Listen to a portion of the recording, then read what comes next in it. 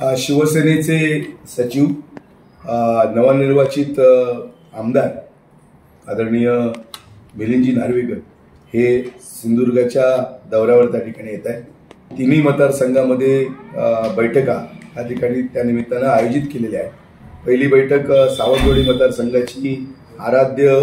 हॉटेलमध्ये त्या ठिकाणी होणार आहे सकाळी 10 वाजता मंगळवार 13 ऑगस्ट। दुसरी कुडाळ मालवणच्या मतदारसंघाची बैठक दुपारी 12 वाजता लेमन ग्रास हॉटेलला त्या ठिकाणी होणार आहे आणि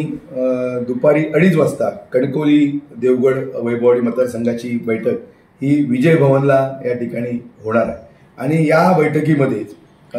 या जिल्ह्यातल्या शिवसेनेच्या संघटनेबद्दल पदाधिकाऱ्यांशी संवाद त्या ठिकाणी साधणं, चर्चा करणं आणि शिवसेनेची संघटनेची बांधणी करणं आणि त्याचबरोबर येणाऱ्या विधानसभेला त्या ठिकाणी जे इच्छुक उमेदवार आहेत त्या उमेदवारांची त्या निमित्तानं चर्चा करणं, कोण उमेदवार विजयी होऊ शकतो, कोणाला त्या ठिकाणी उमेदवारी दिली पाहिजे आणि एकंदरीत सगळ्यात शिवसेनेच्या संघटन वाढीसाठी पूर्ण ज्या जिल्ह्यामध्ये शिवसेनामय वातावरण, भगवामय वातावरण करण्यासाठी हा आमदार मिलिंद नार्वेकर साहेबांचा दौरा आहे। आणि खरं तर या सगळ्या दौऱ्यामुळे एक सिंधुदुर्गामध्ये शिवसेनेमध्ये एक नवचैतन्य आणि उत्साह त्या ठिकाणी निर्माण झालेला आहे आणि थेट संपर्क हा कार्यकर्त्याचा त्या निमित्तानं मिलिंदजी नार्वेकर साहेबांशी होणार आहे आणि म्हणून याचा फायदा शिवसेनेच्या संघटनेसाठी त्या ठिकाणी होईल आणि म्हणून शिव सर्वेक्षण अभियानाच्या माध्यमातून हे संपूर्ण महाराष्ट्रभर अशा प्रकारचं अभियान सुरू आहे आणि अनेक